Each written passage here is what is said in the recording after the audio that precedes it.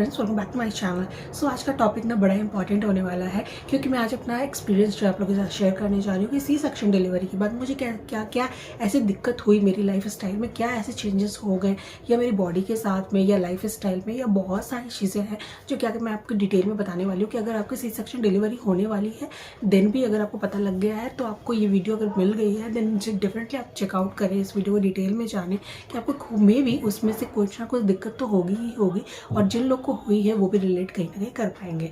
तो चलिए वीडियो में आगे बढ़ने से पहले अगर पहली बार चैनल विजिट कर रहे हो तो चैनल को सब्सक्राइब करना ना भूलें और बेल आइकन को जरूर से हिट करिए क्योंकि आने वाली वीडियोस की गाइस अपडेट आपको तभी मिलेगी। तो मैंने जो चीज़ें फेस करी हैं, सबसे इंपॉर्टेंट चीज़ें जो आप फेस करते हो आफ्टर सी सेक्शन, क्योंकि आपके बिल्कुल ही बीचों बीच, आपकी बॉडी के बीचों बीच आप एक कट लगा है, ऊपर और नीचे छोड़कर बीच में ही बिल्कुल कट आया है, तो आपको दोनों तरफ ही कहीं ना कहीं वो चीज़ें जो है वो आपको फेस करनी पड़ती है। पेन जो है फील होता ही होता है। तो जब आप चलोगे तो आपको पेन होता है, जब आप बैठोगे तो आपको पेन होता है, जब आप खाओगे तो भी आपको पेन होता है कहीं ना कहीं पे। तो बहुत सारी ऐसी चीज़ें हैं। और मैं अगर तब की बात करूँ जब मेरा सी सेक्शन हुआ था देन उस टाइम डॉक्टर बेल्ट वगैरह यूज़ करने को नहीं बोलते थे कि आप 6 महीने के बाद भी अगर आपको लगाना है तो आप लगाओ। आज से अगर मैं 10 साल पहले की बात करूँ तो तब मेरी जो सी सेक्शन डिलीवरी हुई थी तब डॉक्टर बेल्ट वगैरह नहीं देते थे। लेकिन आजकल बहुत ज़्यादा सहूलियत है कि आपको लाइक 24 आवर्स या 36 आवर्स के बाद में डॉक्टर कहीं ना कहीं वो चीज़ जो है आपको रिकमेंड कर देते हैं बेल्ट। तो जिससे क्या होता है कि आप जो है कंफर्टेबली, आपको उतना ज़्यादा जब आप चलते हो ना तो एक धमक सी पड़ती है आपके पेट के ऊपर में, वो नहीं पड़ती है। आपके स्टिचेस आए हुए होते हैं, आप बहुत ही, आपको ऐसा लगता है कि हाँ आपको सपोर्ट मिल रहा है आपके टमी के ऊपर, आप आराम से चल सकते हो।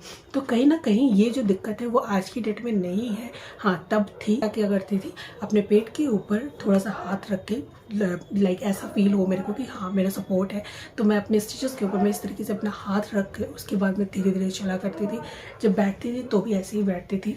दिक्कत परेशानी जो कि मैंने झेली है, बैठोगे तो भी आपको बहुत ज़्यादा दिक्कत परेशानी होती थी। तीसरी जो मेरी बहुत ज़्यादा मैंने फेस करा है, क्योंकि मेरी आदत, मैं सीधे पैर करके नहीं बैठ सकती, मुझे पैर के ऊपर पैर चढ़ा के मैं स्टार्टिंग से ही बैठती हूँ, तो वो मेरी आदत बहुत कह सकते हो ख़राब थी, तो मैं वैसे ही बैठा करती थी। तो लेकिन हाँ मैं आपको एक चीज़ कहूँगी कि अगर आपकी अभी ऐसी हैबिट है तो आप ऐसे ना बैठे, क्योंकि कहीं से भी सिकुड़न आपकी, लाइक आप जैसे कि पैर जोड़ के, कई लोग की आदत होती है ना पैर मोड़ कर रखना, पैर जोड़ कर रखना, सोना भी तो थोड़ा सा लाइक सिकुड़ के सोना, तो मेरी वैसी ही आदत थी। तो मेरे को पेन होता था, लेकिन मैं जब तक वैसे नहीं सोती थी तो मेरे को नींद भी नहीं आती थी। तो जब डेफिनेटली आप ऐसे ना सोएं, जब भी आपको लेटना है, बैठना है, सोना है, पैर सीधे करो आप, क्योंकि कहीं ना कहीं स्टिचेस जो है वो लाइक, क्योंकि उस टाइम जो चमड़ी होती है वो जोड़ रही होती है अंदर से भी कहीं ना कहीं से, तो आपको सिकुड़ के नहीं रहना है, क्योंकि आगे चलकर मे भी आपको दिक्कत परेशानी हो सकती है।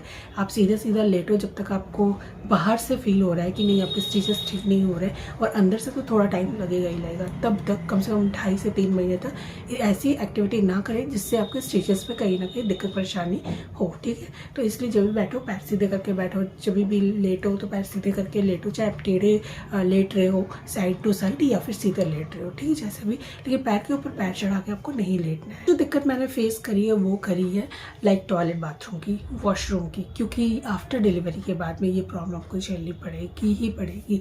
तो बेसिकली जब मेरा फर्स्ट टाइम सी सेक्शन हुआ था तो हमारे घर में इंडियन टॉयलेट ही था, दूसरा नहीं था। देन मैं उसको ही यूज़ करती थी और डेफिनेटली मुझे बैठने में मेरी जान ही निकल जाती थी, लेकिन मैंने उसे ही यूज़ करा एंड टच वुड मेरी रिकवरी में भी मुझे कोई दिक्कत नहीं हुई। क्योंकि कई बार ऐसा भी होता है कि आप जितना पेन बर्दाश्त कर लो स्टार्टिंग डेज में, वो आपको कहीं ना कहीं उसका फल मिलता है। तो येस, मैंने डेफिनेटली उसका पेन जो है मैं बर्दाश्त करती थी जितनी बार टॉयलेट बाथरूम में जाती थी। देन मेरे को ये चीज़ वॉशरूम जाती थी, मेरे को दिक्कत परेशानी तो बहुत होती थी, लेकिन ठीक है वो टाइम भी निकल जाता है, पेन तो होता है।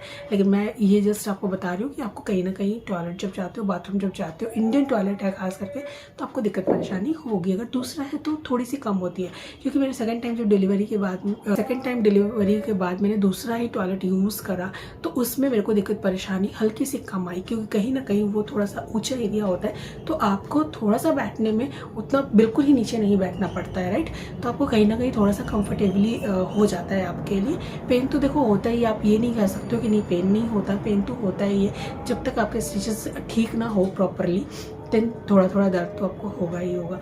तो ये चीज़ें जो है छोटी छोटी जो कि मैंने फेस करी आफ्टर सी सेक्शन के बाद में दिक्कतें, पेन, वो मैं आपके साथ बता रही हूँ। और जो दिक्कत आएगी वो कैसे दिक्कत आती है कि जैसे आप प्रेगनेंसी में आपकी जर्नी चल रही होती है कि आपको थोड़ी थोड़ी आवर्स पे कुछ कुछ थोड़ी थोड़ी क्वांटिटी पे लेना है, सेम आपको सी सेक्शन के बाद भी वैसे ही कंटिन्यू करना पड़ता है।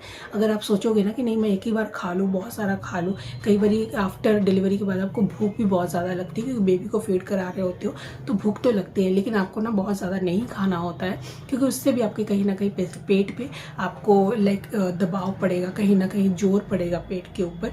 तो इसलिए आपको बहुत ज़्यादा लाइक भरपेट नहीं खाना, जब भी खाओ थोड़ी थोड़ी क्वांटिटी पे बहुत बार खा लो, लेकिन एक ही बार नहीं खाओ, ठीक है। तो इस तरीके से आपको करना है। और जब भी मील लो उसके बाद तो डेफिनेटली आपको चलना ही चलना है, चाहे जैसे भी 15 मिनट चलो, 10 मिनट चलो, लेकिन चलो। उससे क्या होगा, आपका डाइजेस्ट हो जाएगा।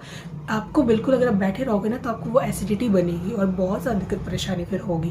गले में जलन, जैसे कि प्रेगनेंसी में होती है, गले में जलन, एसिडिटी, कुछ खाने का मन ना करना, कई बार वॉमिट वगैरह भी हो जाती है।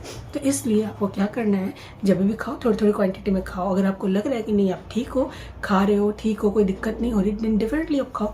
लेकिन अगर आपको ये प्रॉब्लम हो रही तो ये खाने से ही हो रही है, तो इसलिए जब भी खाओ थोड़ी थोड़ी क्वांटिटी में खाओ और बार बार खा सकते हो आप, और थोड़ा सा ज़रूर से चलना है। काफ़ी ज़्यादा हो जाती है आफ्टर सी सेक्शन के बाद में, मैंने देखा है। तो ये इसलिए मैंने आपको ये सारी चीज़ें बता रही हूँ कि ये सारी चीज़ें मैंने फेस करी है सेक्शन के बाद। और एक जो मैंने चीज़ फेस करी है वो ये करी है कि येस कोई भी लाइक पैंट काइंड ऑफ आप चीज़ें, बहुत ज़्यादा टाइट चीज़ें नहीं पहन सकते हो स्टार्टिंग डेज में, कुछ टाइम के बाद ही पहन सकते हो।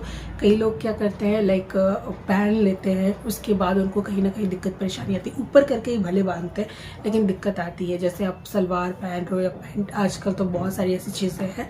देन आप क्या करो, अगर आपका कहीं जाना आना नहीं है तो स्टार्टिंग डेज में थोड़े लूज़ कपड़े ही आप प्रेफर करो, नीचे उतना ज़्यादा नहीं पहनो। अगर लाइक विंटर में देन डेफिनेटली आपको पजामी वगैरह पहननी पड़ेगी। तो आप क्या करो, जो कि मैंने फेस करी है, तो आप क्या करो, एक वेलवेट का like pant kind of, palazzo kind of सिलवाओ, जो कि बिल्कुल ही पतली प्लास्टिक हो और बिल्कुल ही ढीली काइंड ऑफ हो, कि आप फील ना करो कि बहुत ज़्यादा हेवी आपके पेट के ऊपर लग रहा है। तो इस तरीके से आप कर सकते हो। बहुत ही लूज़ कपड़े पहनोगे ना तो उतनी ही जल्दी आपकी रिकवरी होगी। टाइट पहनोगे देन आपको दिक्कत परेशानी होगी, कहीं ना कहीं वो आपके स्टिचेस को हील करने में दिक्कत होगी और वैसे भी आपको दिक्कत होगी, पेन वगैरह आपको होगा ही होगा। पैंटी भी जब पहन रहे हो तो स्टिचेस के या तो ऊपर कर लो या बिल्कुल ही नीचे कर लो, क्योंकि पीरियड्स तो आते हैं, आपको पैंटी पहननी पड़ेगी।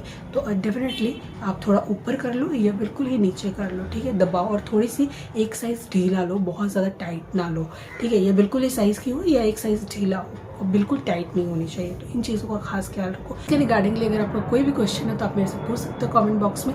मुझे ये दिक्कतें जहाँ तक याद आई मैंने बताया है, मे बी मैं कुछ भूल भी गई होंगी तो उसे मैं कमेंट बॉक्स में पिन कर दूँगी, आप देख लेना।